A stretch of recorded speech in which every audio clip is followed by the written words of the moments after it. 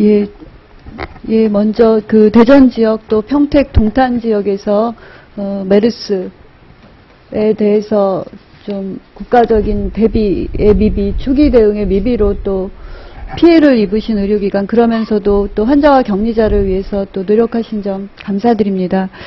그 평택 성모에 대해서는 또 상황을 여러 가지로 확인했기 때문에 대전 건양대병원에 여쭤보겠습니다. 왜냐하면 그 확진자도 비교적 있었고 또 그 병원 폐쇄, 집중관리병원으로서 오랜 기간 동안 또 나름 많은 역할을 했기 때문에 다른 병원에 그 좀 표본이 될 수 있는 그런 의미가 있을 거라고 생각합니다. 그 확인을 좀 하겠습니다.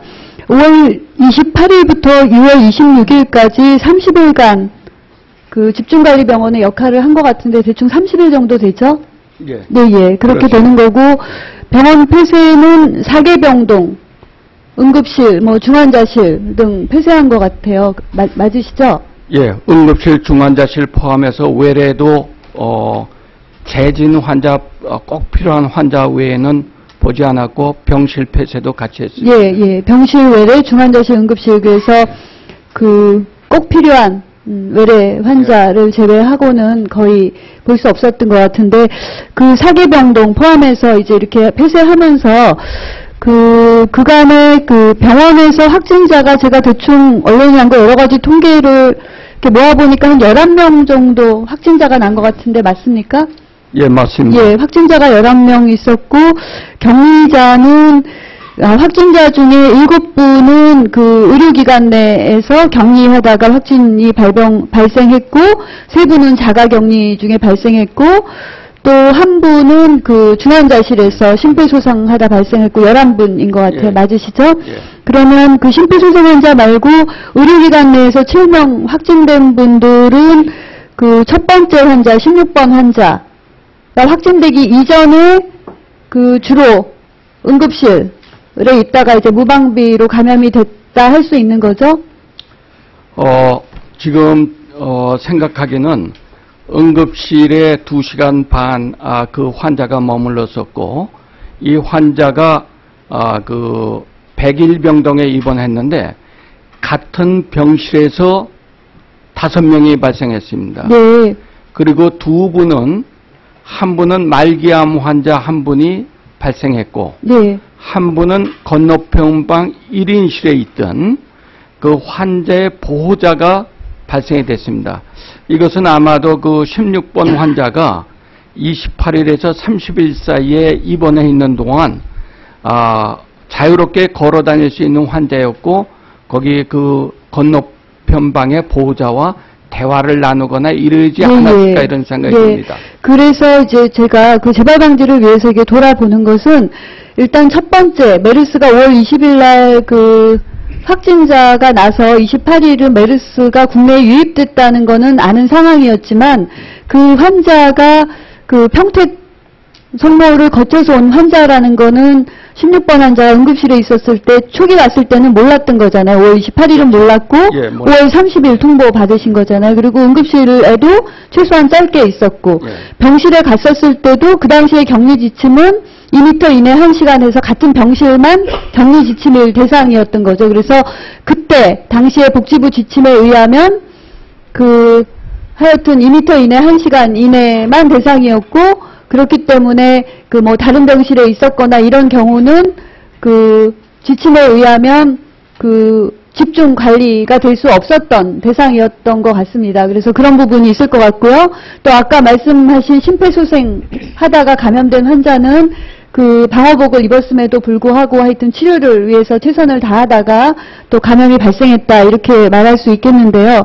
또 격리자도 보니까 제가 100명 정도 그 의료기관 내에서 대상이 됐던 분이 격리 대상이 100분 정도 된 것 같습니다. 그래서 한 달 정도 있었고, 확진자가 한 11명 정도 발생했고, 격리 대상도 100여 명 있었고, 그래서 그 의료기관 내에 뭐 직접 간접적인 손실도 있었을 것 같은데, 그래서 이제 손실 부분도 봐야 되고, 그 왜 이렇게 발생했었는지 이제 이런 부분을 돌아볼 기회도 병원뿐만 아니라 정부, 당국과 같이 돌아볼 필요가 있다고 생각합니다. 근데 마침 건영대 병원은 굉장히 다행인 것은 그 집중관리병원 내지는 코호트 격리의 개념이 막바지에 도입될 그 시기였잖아요. 5월 말부터.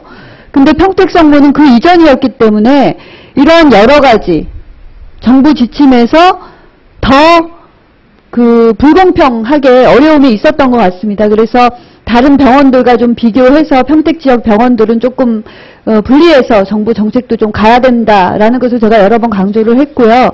그런 부분은 같은 병원 내에서도 좀 공유할 필요가 있을 것 같습니다. 그리고 보니까 피해 보상을 건영대 15억 일단 160억 중에 받았는데요. 1일 병원이 3억 정도, 손실이 났고 30일 하면 90억 정도 된다 그러는데 15억 정도의 그 피해 손실은 아마 직접적 피해에 한해서 우선적으로 그 지원이 된 것 같은데 15억의 근거 자료를 내라 이런 요구가 있었습니까?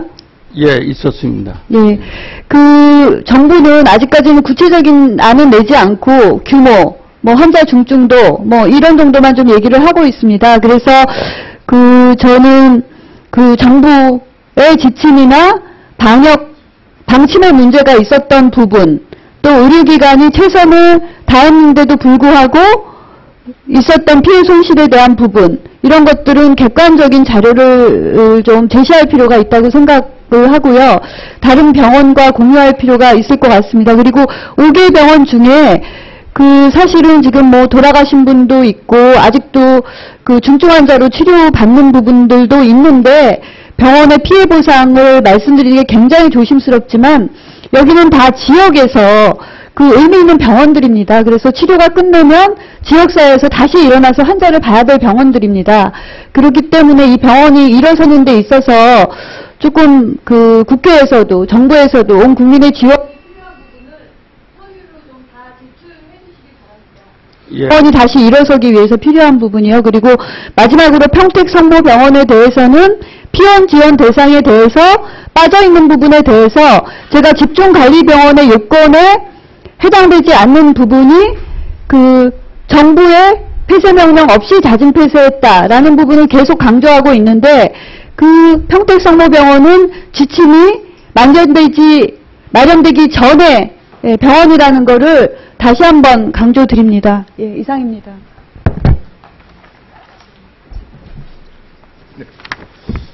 예, 문정림 위원님 수고 많으셨습니다. 다음은 존경하는 김영환 의원님 질의해 주시기 바랍니다.